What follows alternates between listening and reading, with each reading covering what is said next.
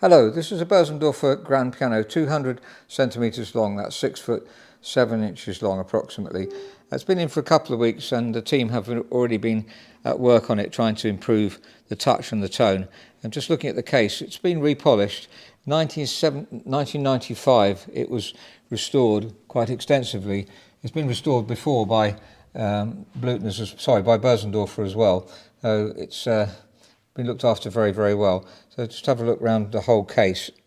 So there's the rear end of the piano, and there's a slight something there. No, that's actually dirt. So I know that my colleague's been over the piano to make sure there is no real defect, and there certainly isn't. So the long side's hard to see here, but I can assure you that's perfect as well. Looking at the inside now, the frame isn't totally perfect. That's probably the only imperfection we're going to see in terms of cosmetics.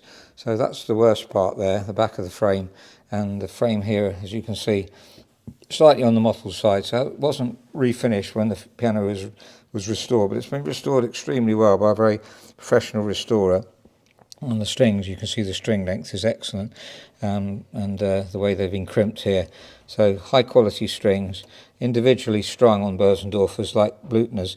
The idea is they're supposed to be a bit more stable that way. If you're in the trade and like to comment, personally I like it when they go down and back up again, because then you can use the same string again if it breaks, as I mentioned before. But they are extremely stable, and Bluthner's are extremely stable, so there might be something in that. And the soundboard's been shimmed by the last restorer, I think, who did the restringing and shimmed the soundboard. So that's encouraging. There's the Bosendorfer signature logo, which they have on their pianos.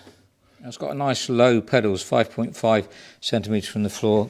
Leg room's 60, so if you did want to raise it up, I put some glass caster cups. They were on the piano earlier, so if you're very tall, then that raises it up, and still the pedals won't be too high.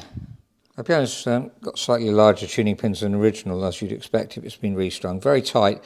It's been out to a concert and to a high acclaim, really, so that's encouraging. So it's a piano that's definitely suitable for a concert. If you listen to the mid-tone here,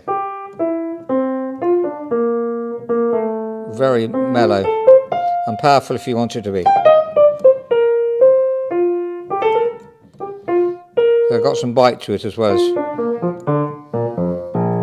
being mellow, and extremely rich bass. So it's got a high quality Renner action, and if we look at the regulation, I've just checked the regulation, and for me I prefer the springs to be slightly tighter than my colleague who's regulated. It's got to be finely regulated anyway, but there's B, which if you lift your key a little bit, then the back check comes off. What we're doing there is, if you look there, as I lift the key up, the back check releases. This is the back check here, and that releases when I lift the key up, and it's slightly slower than I would like it myself. So I prefer it to be slightly stronger. If you look at B and C there, C comes up a bit faster. Now it mustn't be so strong that you can feel it in your fingers, but over the years it's going to get weaker, so that's how it will be.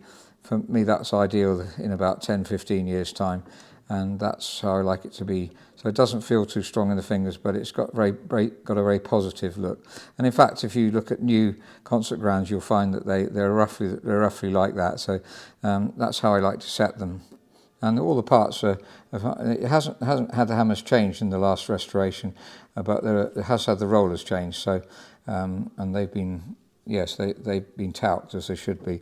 We've had to do a bit of lubrication. We've had to do various things to lighten off the action, which was very heavy, actually, surprisingly. Maybe it got a bit damp in the last place, I don't know, but it's certainly nearly perfect now. So looking at the worksheet, it's a combination of the original assessment and the assessment I've just made. So there's details of the piano, and the legroom, as I mentioned, the pedals are quite low, so you could put caster cups under if you wanted a bit more legroom. 61 is more normal. 60 is quite common on grands, though. It was sold in 1964. Well, I've got all the paperwork for this, by the way, so whoever buys the piano will have it. Restored by Bosendorfer in 1978, restored and repolished in 1996, and it's got a very mellow and full tone.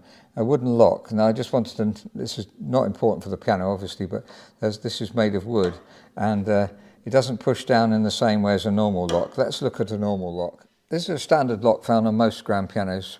This is a Bechstein, it's the same, for instance. And you can see there's a shaft that pushes down. As you push it down, there's a shaft, and that engages with the fall. Now, the problem with that is that when it's locked, and we lock it like that, then the fall won't open. And a lot of people force the fall, and in fact you can see the little mark there. So when it's closed, a lot of people try and force the fall, and you end up with damaging the piano here. On this Bosendorfer, when you press the lock down, it doesn't actually engage with anything. As you can see, there's a spring pushing it back up again. So how does it work? I've actually got the original Bosendorfer key here. Let's see what happens when we turn it. It looks a bit dangerous, doesn't it? So that comes out sideways, and it doesn't press anything down. It just flips this kind of knife on both sides. So as we put the lid down, we'll see what happens. So I turn it, it's just flip that knife-like thing, and this is much more secure and not likely to get damaged. It's pushing it down slightly, but it's just engaging in such a way that it's unlikely that you'd force it. This piano's also got a short prop stick, which you don't normally find on 1920s grands.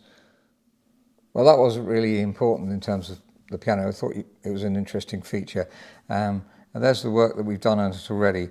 So we've had to get the touch to what we would prefer it to be. So 55 bottom bass, that's acceptable. 54, 48, it's a bit uneven there. We'll try and even that out a bit more, but now it's certainly acceptable and pretty even generally. So between 49, 52 and just a couple of uneven ones down there. And 25 up weight, which makes it feel really special. As we mentioned up weight before, how important that is. There's a few bright notes there I've marked off. When you want to voice the piano, you play semitones like this, and they're roughly the same. Here, that one's a lot brighter. They're all roughly the same. And there's another bright one. So they need voicing. Just have a quick comparison with other pianos. This is a 230 centimetre Bechstein made in 1913.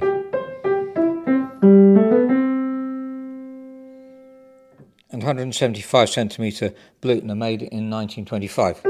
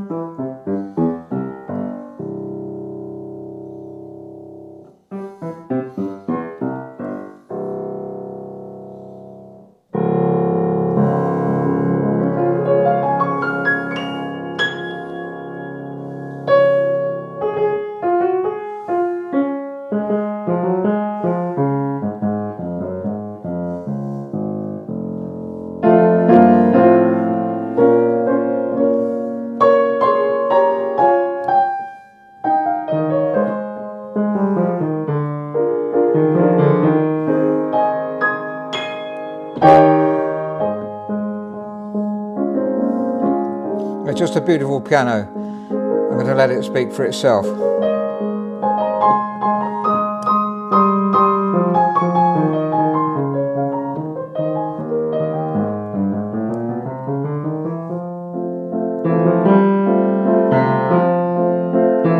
Sings in the tenor and a delightful touch.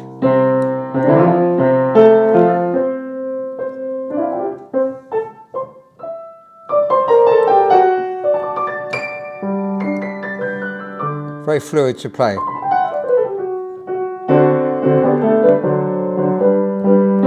Ideal for study on, really. As you can tell, I'm really pleased to get this piano in. We don't get many Bosendorfer 200 centimetre pianos. 170 is much more common. Not common enough, because we love those too. Of course, Bosendorfer is alongside Steinway as the main concert piano. As if you're a musician, you'll know that. Equally good, really.